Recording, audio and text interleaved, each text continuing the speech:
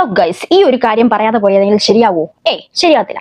അപ്പൊ നമ്മുടെ നിലവില് നമ്മുടെ ജയറാമേട്ടൻ എയറിലാണ്, ടിനി ടോം ചേട്ടൻ എയറിലാണ്. എങ്ങനെ ഏറിപ്പോയെന്ന് ചോദിച്ചിട്ടുണ്ടെങ്കിൽ നമ്മുടെ സലീം കുമാർ ചേട്ടന്റെ മരണാനന്തര ചടങ്ങിൽ നടന്ന കുറച്ച് പ്രശ്നങ്ങൾ, അതുപോലെ തന്നെ സലീം കുമാർ ചേട്ടന്റെ ചന്തുവും എയറിലാണ്. എങ്ങനെ ഏറിപ്പോയി?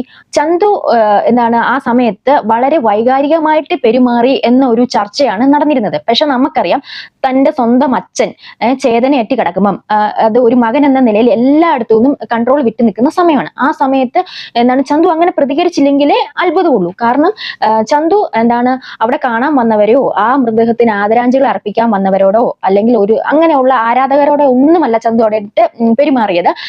ദേഷ്യപ്പെട്ടത്.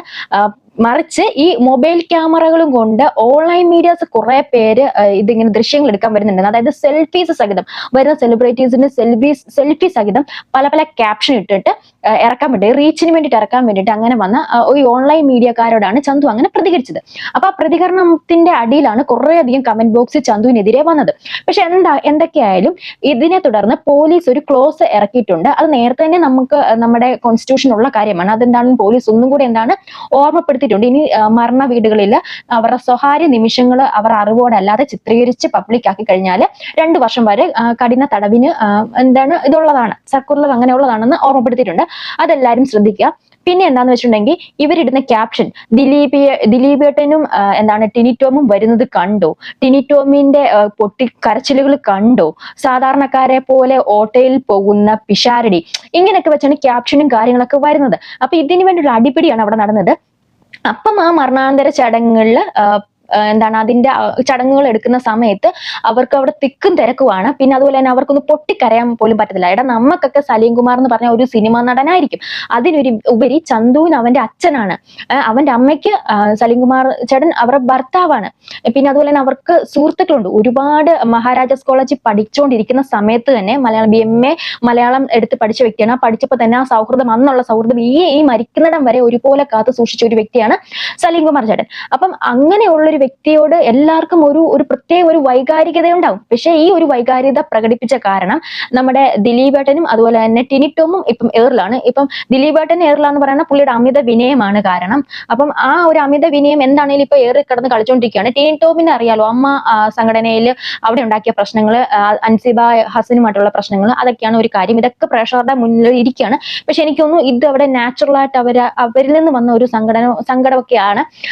അപ്പം ഇതൊക്കെയാണ് എനിക്ക് പറയാനുള്ളത്. മരണ വീട്ടിൽ പോകുമ്പോൾ ഓൺലൈൻ മീഡിയാസ് പ്രത്യേകം ശ്രദ്ധിക്കുക. അവർക്കൊരു പ്രൈവസി അത് ഉറപ്പായിട്ടും കൊടുക്കുക. അവരുടെ പ്രൈവസി ഒരു മരണവീടായിട്ട് കാണാൻ പഠിക്കണം. അല്ലാതെ സെൽഫിയും കാര്യങ്ങളൊന്നും എടുക്കല്ല. പിന്നെ ഇത് എടുത്തു പറയാനുള്ള വേറൊരു കക്ഷിയുണ്ട്. നമ്മുടെ രാഹുൽ മങ്കുട്ടത്തിന്റെ പെണ്ണ് കേസുമായിട്ട് വന്ന ഒരു റിനി ആൻഡ് ജോർജ്, പറയാതിരിക്കാൻ വയ്യ. അവൾക്കുള്ളത് നമ്മൾ വേറെ സെപ്പറേറ്റ് ചെയ്യുന്നതായിരിക്കും. അത് അവള് വന്ന ഒരു കാര്യം എന്ന് പറഞ്ഞാൽ ഒരു കല്യാണത്തിന് പോകുന്ന ലുക്കിലാണ് റിനി ആൻഡ് ജോർജ് അങ്ങോട്ട് വന്നത്. ആരെ കൈപൊക്കി കാണിക്കണം, ആരോട് ചിരിക്കണം, അവിടെ ഇനി ആരോടൊക്കെ ഹായ് ഹൂയ് ഹായ് ബന്ധം പറയണം എന്നൊന്നും അവർക്ക് അറിയത്തില്ല.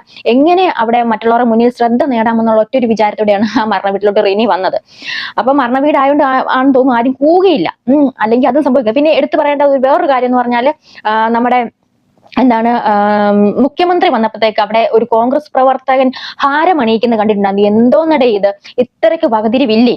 ഒരു മരണ വീട്ടിലാണോ ഇതുമാതിരിയുള്ള പരിപാടികൾ കാണിക്കുന്നത്? വേറെ ഒന്നും കിട്ടില്ല, അന്നേരം കൊണ്ടുപോകും. അപ്പൊ അദ്ദേഹം അത് തട്ടി മാറ്റുന്ന ഒരു രംഗങ്ങളും കണ്ടിട്ടുണ്ടായിരുന്നു. അപ്പൊ അത്ര ഒന്നും വിവരമില്ല. അവിടെയും പാർട്ടിയുടെ ഞാൻ വലിയ പാർട്ടിക്കാരനാണെന്ന് കാണിക്കാൻ വേണ്ടിയിട്ടുള്ള കുറെ പരിപാടികളൊക്കെയാണ് കണ്ടിട്ടുള്ളത്.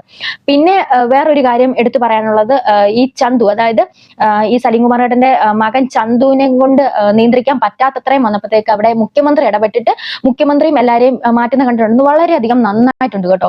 അതൊക്കെ മുഖ്യമന്ത്രി എന്നുള്ള നിലയിൽ ആ ഒരു മന്ത്രിസ്ഥാനം മാറ്റിവെച്ച് സാധാരണ നമ്മുടെ ഒരു നാട്ടും പുറത്തുകാരനെ പോലെ തന്നെ വേണ്ടുന്ന രീതിയിൽ കറക്റ്റ് സമയത്ത് ഇടപെട്ട് വേണ്ടുന്ന രീതിയിലാക്കിയിട്ടുണ്ട്. അപ്പം ഇതൊക്കെയാണ് ഒരു മരണ വീട്ടിൽ നടക്കുന്ന ഇതൊക്കെയാണ്. പിന്നെ അതുപോലെ തന്നെ ജയറാമേട്ടൻ ശ്രീനിവാസന്റെ മരണ സമയത്ത് വന്നിരുന്നില്ല, അന്ന് തിരക്കാ, തിരക്കില്ലേ, അങ്ങനെയൊക്കെ ചോദിച്ചാൽ കുറെ നമ്മൾ ഡീറ്റെയിൽ ആയിട്ടുള്ള വീഡിയോ യൂട്യൂബിൽ ചെയ്യുന്നുണ്ട്. അപ്പം ഇതൊക്കെയാണ് ഒന്ന് പറഞ്ഞിട്ട് പോകാമെന്ന് കരുതിയത്. അപ്പൊ നിങ്ങൾക്ക് എന്താണെന്ന് തോന്നിയെന്ന് വെച്ചാൽ ഇതിന് തീർച്ചയായിട്ടും ഒന്ന് കമന്റ് ചെയ്യുക. അപ്പൊ ശരി, ബൈ.